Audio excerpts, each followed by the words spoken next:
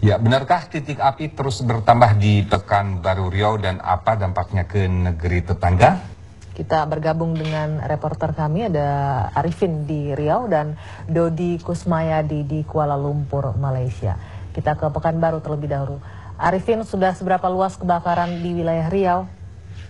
Ya, Vivi dan Anggi, pemirsa, dapat kami kabarkan hingga saat ini titik api di Provinsi Riau itu terus bertambah dan jumlah terakhir kita terima dari BMKG Pekanbaru itu berjumlah 278 titik api yang tersebar di seluruh kabupaten kota yang ada di kota Pekanbaru. Namun pagi tadi jarak pandang di Pekanbaru sendiri itu mencapai lebih dari 1 kilometer dan hingga saat ini meski polusi asap ini menipis, namun masih kita rasakan di berbagai kota di Provinsi Riau ini sendiri. Itu di dan Anggi. Polusi asap ini mengganggu kegiatan atau aktivitas warga sehari-hari. Ya, untuk saat ini aktivitas warga memang sedikit terganggu, namun warga sudah melengkapi dirinya masing-masing dengan masker dan banyaknya relawan serta simpatisan yang membagi-bagikan masker di jalanan membuat warga sedikit terbantu dan terhindar dari penyakit ispa. Namun kita juga baru mendapatkan kabar bahwasannya Polda Riau hingga saat ini telah mengamankan 4 yang diduga sebagai pelaku pembakar lahan. Namun keempat orang ini tidak termasuk dalam satu perusahaan, namun mereka memiliki lahannya sendiri begitu. Ya, dari dugaan pembukaan lahan dengan cara dibakar ini ada berapa banyak perusahaan yang terlibat di sini, Muhammad Arifin?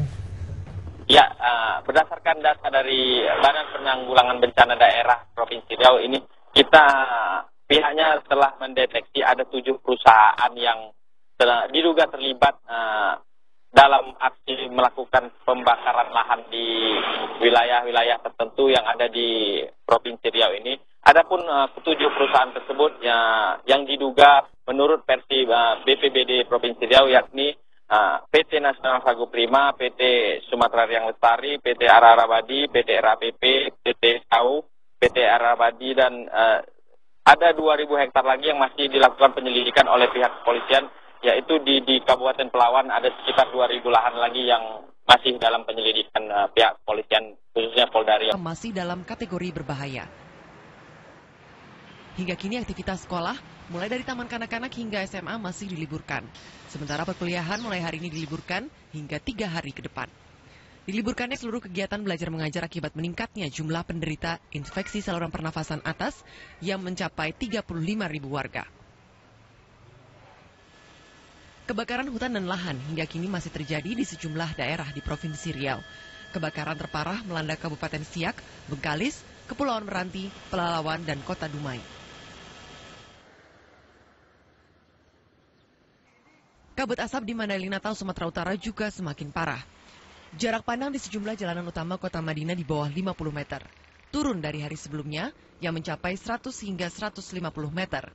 Aktivitas sekolah dan perkantoran juga masih terus berlangsung di tengah kualitas udara yang tidak sehat. Akibatnya jumlah penderita ISPA terus meningkat.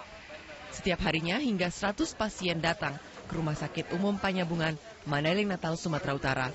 Mereka mengeluhkan gangguan pernafasan seperti batuk, sesak nafas, hingga terserang demam. Tim Liputan RCTI melaporkan. Pemirsa, hujan yang mengguyur ibu kota Jakarta pagi tadi menyebabkan genangan air terjadi di sejumlah tempat. Akibatnya kemacetan pun bertambah parah. Antrean panjang kendaraan terjadi salah satunya di Jalan Rawa Kopi menuju Kebon Jeruk, Jakarta Barat.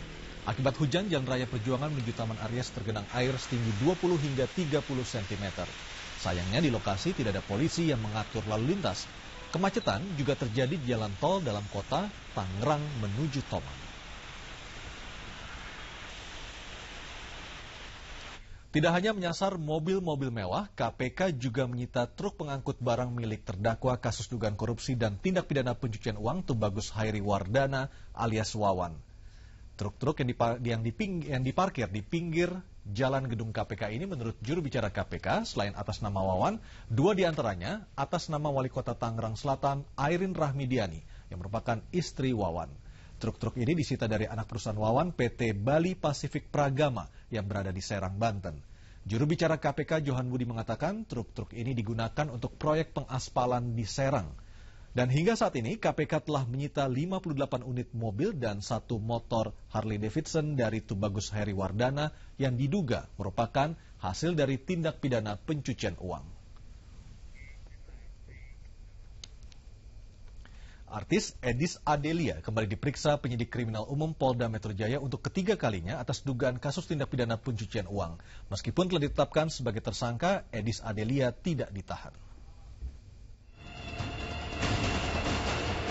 Untuk ketiga kalinya, Ronia Ismawati Nur Azizah atau Edis Adelia diperiksa secara maraton selama 7 jam oleh penyidik Bareskrim Polda Metro Jaya Senin kemarin.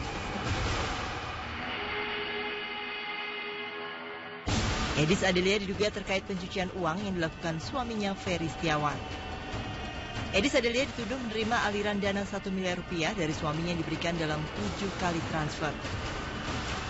Kini Edis Adelia dan Ferry Setiawan telah ditetapkan sebagai tersangka. Ya lumayan lelah aja. Saya diberikan kesehatan, saya bisa kuat, saya bisa sabar, saya bisa ikhlas. Udah itu aja, doanya aja gitu. Terima kasih ya teman-teman semuanya. Meski telah ditetapkan sebagai tersangka, Edis tidak ditahan karena bersikap kooperatif terhadap penyidik. Namun penahanan itu kemungkinan bisa terjadi. Edis Adelia disangkakan dengan pasal 5 tindak pidana pencucian uang dengan ancaman hukuman 5 tahun penjara. Dari Jakarta, Helmi Sajangbati melaporkan. Bagaimana potensi pemilih perempuan dalam pemilu legislatif yang akan berlangsung 29 hari lagi? Seputar Indonesia Siang segera kembali.